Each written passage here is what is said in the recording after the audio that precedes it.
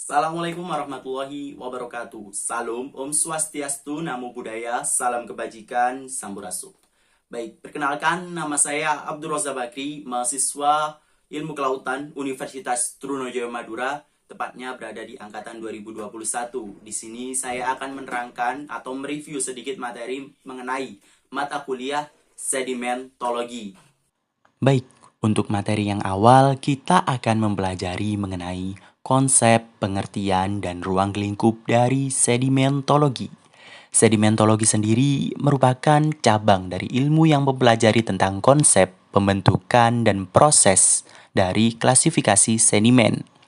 Sedimentologi berhubungan dengan konsep ilmu geologi, karena sedimentologi merupakan pengembangan dari geologi, yaitu proses pembentukan dari sedimen. Sedimentologi memiliki dua cabang dalam pembahasannya, yaitu petrografi dan stratigrafi. Petrografi merupakan cabang dari sedimentologi yang terfokus pada rincian dan pembahasan mengenai mineral yang ada pada batuan.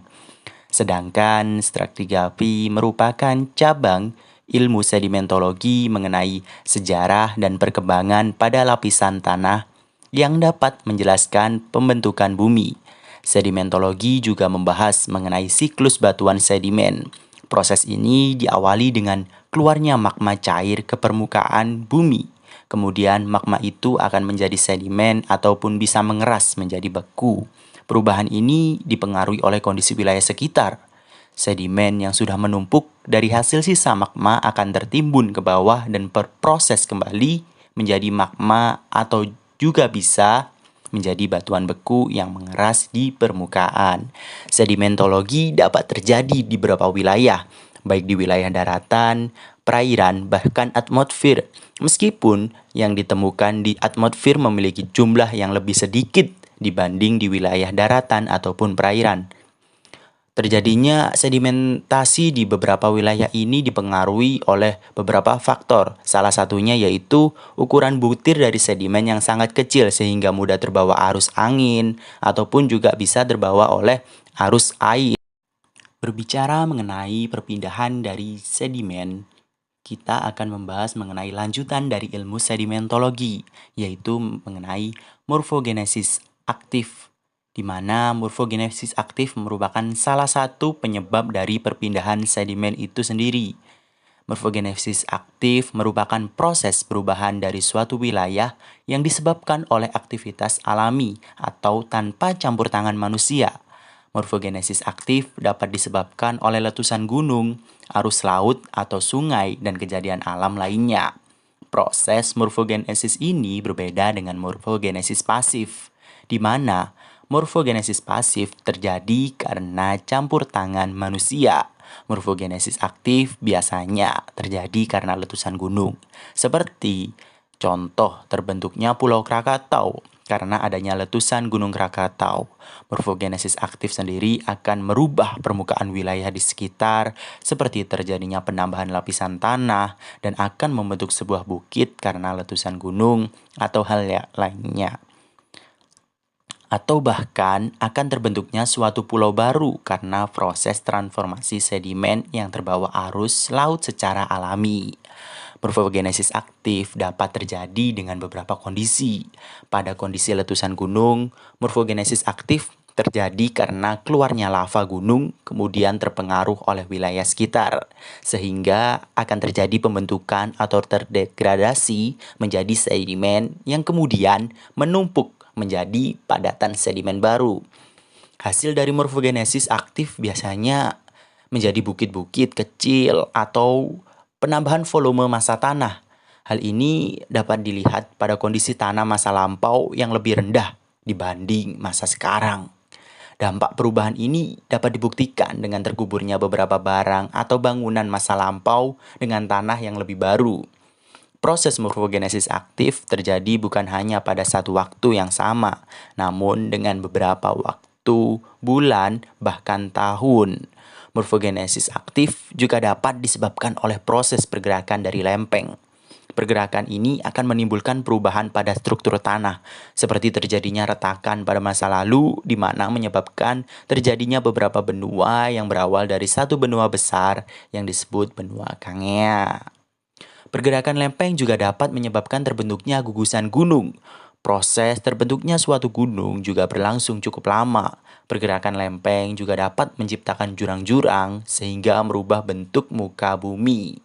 Morfogenesis aktif juga terjadi di wilayah lautan, di mana terjadi penumpukan sedimen secara alami sehingga membentuk suatu pulau baru, dan perubahan ini biasanya disebabkan oleh beberapa faktor. Salah satu faktor adalah arus yang kuat atau bahkan letusan gunung dasar laut. Perubahan ini terjadi pada beberapa daerah, seperti di wilayah Krakatau terbentuknya Pulau Krakatau dan Anak Krakatau, dan juga beberapa pulau pasir yang terbentuk di wilayah-wilayah yang ada di dunia. Dari proses sedimentasi dan dampak dari morfogenesis atau perpindahan, di situ akan membentuk sebuah jenis-jenis dari karakteristik sedimen. Karakteristik sedimen sendiri terbagi menjadi beberapa jenis, yaitu sedimen sand, sedimen silt, dan sedimen clay. Sedimen sand merupakan jenis sedimen yang memiliki sifat fisik halus dan mendominasi bentuk bulat. Sedimen silt merupakan jenis sedimen yang memiliki butir sedimen dengan diameter 4 hingga 62 ppm. Jenis yang terakhir merupakan sedimen clay. Sedimen clay merupakan jenis yang memiliki tekstur lengket dengan butir partikel yang lebih kecil. Sedimen clay memiliki ukuran partikel kurang dari 4 mm, yang berarti memiliki ukuran yang lebih kecil dibanding sedimen silt dan juga sedimen sand.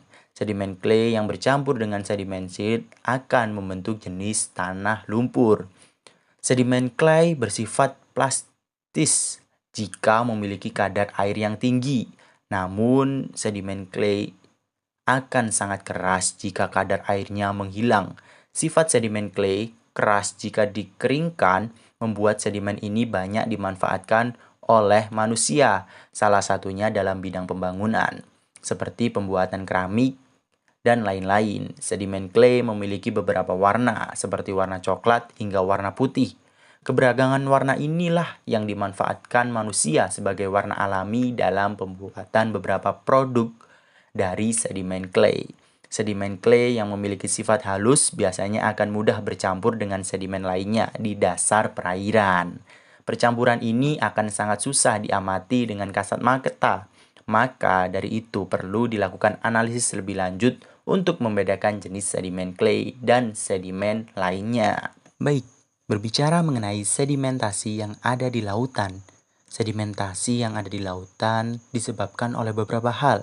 Sedimen laut sebagai akumulasi dari mineral-mineral dan pecahan-pecahan batuan yang bercampur dengan hancurnya cangkang dan tulang dari organisme laut, serta beberapa partikel lain yang terbentuk lewat proses kimia yang terjadi di laut.